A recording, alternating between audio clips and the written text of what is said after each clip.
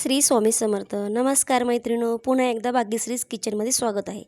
आजची रेसिपी असणार आहे आपली चना कोळीवाडे. त्याच्यासाठी मी रात्रभर चणे 1 वाटी भिजून घेतलेले आहेत. 2-3 वेळा स्वच्छ धुवून पण घेतले. तर त्याला कुकरमध्ये लावून घेऊया.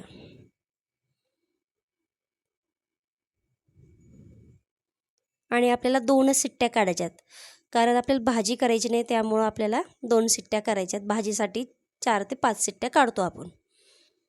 आणि पटकन थोडंसं मऊ शिजले जावं म्हणून त्यासाठी मी थोडासा सोडा पण घालणार आहे. मी थोडंसं मीठ घालूया आणि किंचित सोडा पण घातलेला आहे. मी अशा 2 शिट्ट्या काढून घेऊया कुकरमध्ये.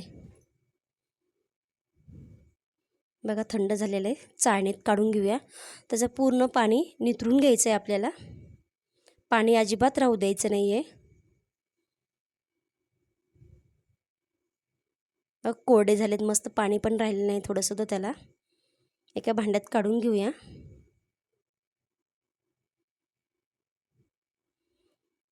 कॉर्नफ्लॉवर घालूया. 3 चमचे घालते मी. त्याला जेवढं चण्याला कोटिंग होईल तेवढं घालायचं. 3 चमचे घातले आणि 3 चमचे बेसन पीठ घातलेलं आहे मी.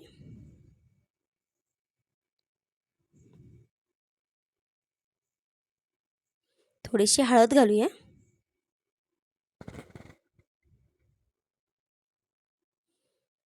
आपल्या आवडीनुसार तिखट घाला तुम्ही. छोट्या चमच्याने 2 चमचे घातलेले. आणि थोडासा कांदा लसूण मसाला पण घातला आहे त्यामध्ये मी. थोडासा धना पावडर टाकूया. 2 चमचे साधारण छोट्या चमच्याने आहे. आणि आमचूर पावडर टाकूया.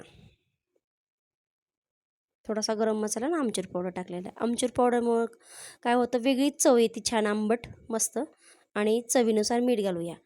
आपण थोडं थोडं करून मीठ घातलेलं, त्यामुळं नंतर थोडंच घालायचं आहे. आणि थोडीशी कोथिंबीर घालून चण्याला चोळून घेऊया. बघा जास्त काही पीठ पण नाही आणि जास्त पाणी घालायचं नाही. थोडं थोडं करून असं पाण्याचा शिलकावा दिल्यासारखं थोडंसं टाकून घेणार आहे मी. जास्त पाण्याची पण गरज नाही आहे. तेल गरम झालेलं आहे. थोडे थोडे करून बघा मोकळे पण होत आहे पटकन, जास्त पाणी नाही घातल्यामुळं.